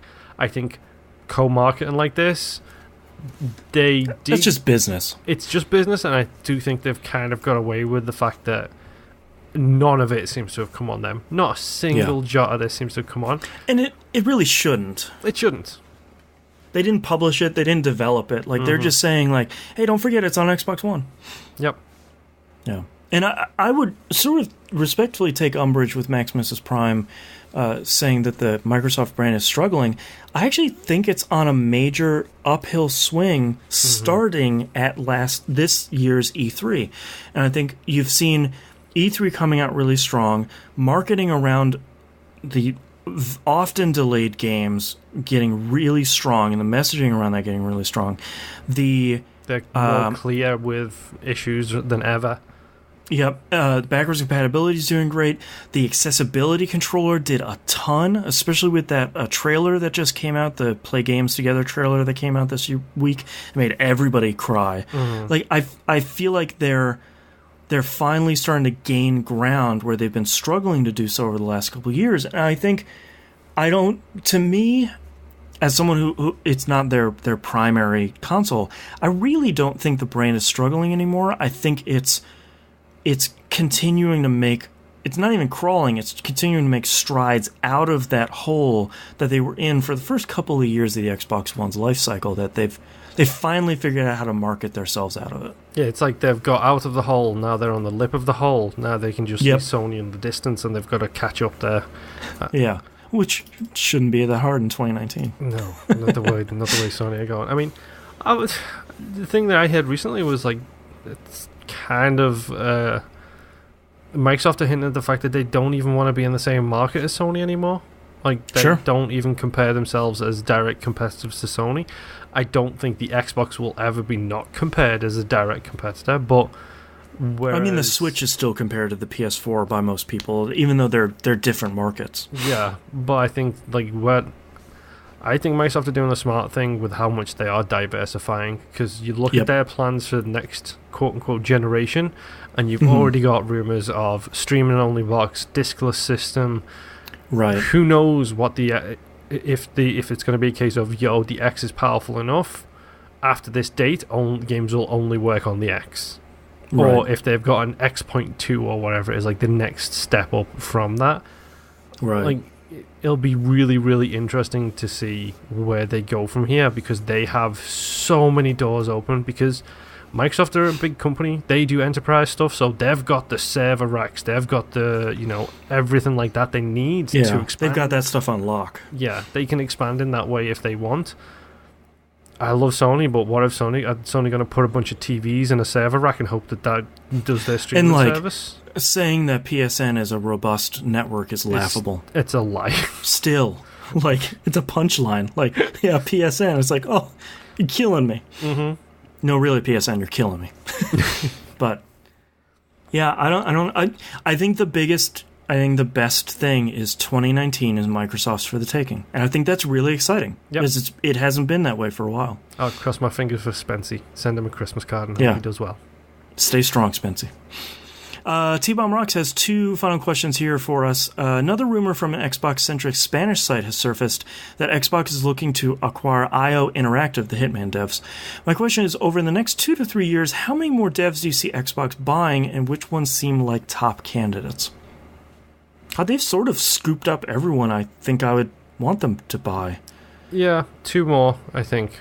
I mean, Xbox, just like Sony, just like every other developer, they have shut down studios in the past. Hashtag I'll never forget Studio Liverpool. Hashtag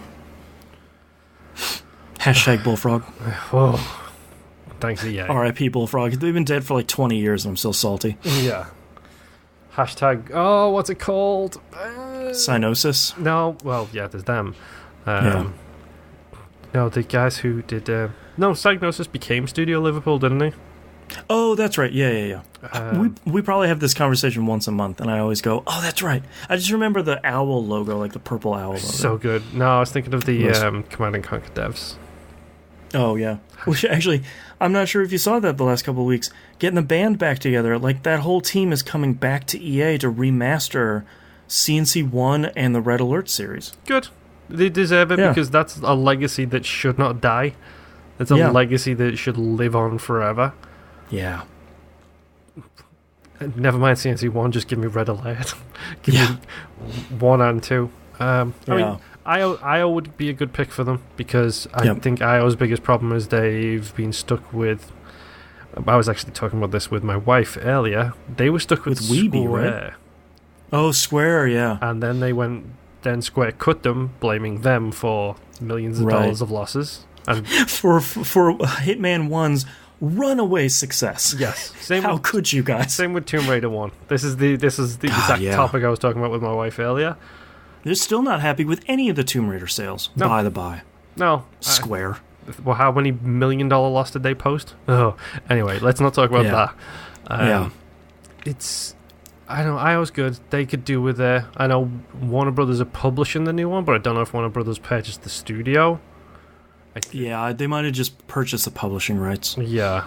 So I think the thing that makes me feel better about Microsoft buying all these studios is they're not afraid to make stuff multi-platform. So it's not like, I'm going to scoop up IO, but Hitman 2, sorry, we're just not updating it for PS4 and PC anymore. Sorry, Xbox One, that'd be great. They'll probably look at putting it on Switch. They'll probably look on putting it on some streaming site. I like that they want to get more of their games out there. They're still keeping their exclusives, which is important. But for a lot of these games, I think it's still really important for them to diversify their portfolio, as we've been talking about. Yeah. Honestly, the world changed for me when Microsoft and Nintendo started tweeting at each other to diss Sony. Putting out trailers together, and it's okay. Literally, my entire history of video game beliefs blew up in a 2-tweet chain. It's the wall came down. Yeah, it was just okay, I'm gonna smile and nod. Yeah. So last question here from T-Bomb Rocks. My daughters just asked me if they can play Undertale. I asked them why they wanted to play this, and they said they watched their favorite YouTuber play through the entire game and now want to play it.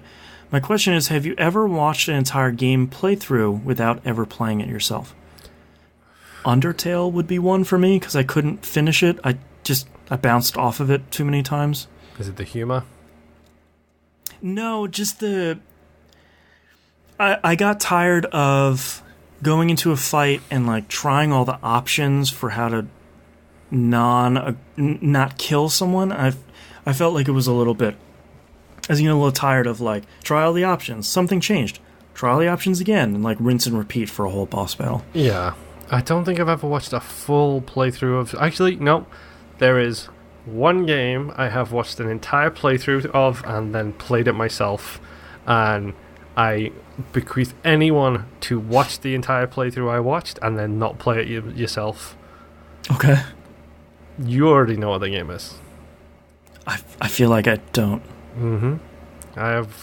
I've seen a lot of quick looks. I've seen a lot of Let's Play sections and stuff like that, but the only game I've ever seen start to finish is Persona 4 Golden. Yeah. And seeing them play that made me go and not only play P3P, but P4G. So right. I played both of those games because of Funky Student, you can be honest. Because of Funky Student and Charlie Tuna. Yeah, Charlie Tuna. Oh, it's so good. Yeah, I feel like with us, we are really removed from the generation, and sincerely, this is not me down talking another generation, but we didn't have YouTube growing up, so the idea of watching a YouTuber play a game we're interested in is so antithetic to how we play games that most of the time, like, I'll pick up the game and play it myself, but that's such a different way of thinking than how the younger generations do, where that's a lot more appealing, is the commentary and the personalities and all that stuff along with the game. Mm-hmm. I find that endlessly fascinating, but just nothing that I watch a lot of YouTubers. Like, I watch a lot of Destiny YouTubers. I have like 3 or 4 of them I watch. But that, to me, is supplementary material where they're like doing crazy builds or doing like solo raid runs, but they're not... Yeah. I'm not watching them to play through the game without doing it. Yeah, that's to me with Let's Plays and quick looks. It's the 2018, 2019 version of a demo, because demos don't exist anymore. So we have to get our demos in ways that we didn't used to. That's why quick looks were so revolutionary 10 years ago. There was no one saying, we're going to play a game for half an hour without the publisher putting out a preview. Here's the game, warts and all. Yeah, I like that way because it lets me... The raving example I always come up with is This Is the Police. Yep. I watched a quick look of it and it made it onto the list. Yep. And that's... The list. And yes, the list. Hashtag build the list. Right. It made it onto the list and we played it for Game Club, and myself and you both absolutely adore that game. I still have it installed on my PS4, and every couple of weeks I look at it and I'm sort of like, I should play... I'll do like one more run of This Is the Police. Mm-hmm. Me too. And every single time I think, no, move on. Yeah. No, 2 is out. We should play that instead. Mm-hmm. Yeah. Yeah, I don't know. I think that's really interesting. I'm curious to hear from T-Bomb what they think after they have played it themselves after watching it from their favorite YouTuber. I think that sounds pretty interesting. I'm also a huge anti-spoiler person as well, so yeah, for me that's a big thing. Like, I'm watching the Shenmue Endurance run right now. I've got Mass X to look forward to, which is the worst name ever. It's the worst name ever, but it's really entertaining watching someone play through Mass Effect 1 and just being like, hey, this game's broken, but I really like it. Yep. I will gladly do that stuff now, but I don't do that before I play a game. Yeah, I'm so devilish about spoilers. Yeah, like my problem with spoilers is I never forget them because my brain internalizes that it's a spoiler. So I'm always like, I'm going to start this game where that thing happens in 30 hours. Okay. It's so bad. I know, it really is. It's like, first, my memory is not super great, except for spoilers or like things that are going to stick with me forever that I'm upset about. Vader is father in German. It is. Thank goodness I don't know German. Mm-hmm. Yeah. I should go watch Empire Strikes Back again. I haven't watched that in a while. That movie's good. Anyways, that's the end of our questions and the end of our episode. Thank you very much, everyone, for listening. If you'd like to visit us, you can do so at tvgp.tv. Everywhere to find and follow us is on the right-hand side of the page. Patreon, patreon.com/E1M1, the ones are numbers. Get a week early access to We Roguelike It, the brand new roguelike focused show that Moonpier and I are doing. Get 3-month early access to Old Dog New Flicks. Moonpier and his wife watch movies that one or the other haven't seen yet, and potentially love and potentially hate. They're not going to pull any punches. Yep. 2 months early access to Dynamic Soundtrack, where I celebrate the best, hopefully, of video game music. And a whole bunch of other stuff. Exclusive show, Outcasts. When I hear all the stuff we talk about before we start rolling, before they show you on TV. It's too hot for TV, they might say. Yeah. It's not that exciting, but it is good. And usually it's around 45 minutes every week of extra stuff. Patreon.com/E1M1. You can help us by getting new content and help us pay for the show. Yep. Because it's not free. It's free for you, but not free for us. Yeah. It sounds dumb as well, but tell a friend, retweet, Yep. Rate us on iTunes. Yeah, retweeting stuff on Twitter helps so much. Rating on iTunes is probably one of the biggest things that helps us so much. So yeah, recommend to a friend, no matter how you do it. If you know somebody who might be interested, just send a link, tell 2 friends. Throw an iPad at them. Yeah. Listen to all these. Yes. Stick the first episodes are bad. Just skip them. Skip the first 200. It was Black Friday. You've got to have a 20 terabyte hard drive somewhere. Just all 500 and change episodes. Put them on that. Send them. Yeah, over. they're just free at the door. And our game club game for this month is Iconoclasts. I was really hoping that was on a Black Friday sale, and it wasn't, so I've got to scoop it up and start it. We got one more day tomorrow, dude. Let's check tomorrow. Okay, that's fair. Yeah, I'll wait until the Tuesday. Maybe Sony will have another Tuesday flash sale. You're right. Good call. Thank you. But that's it from us. We'll see you all next week. Bye.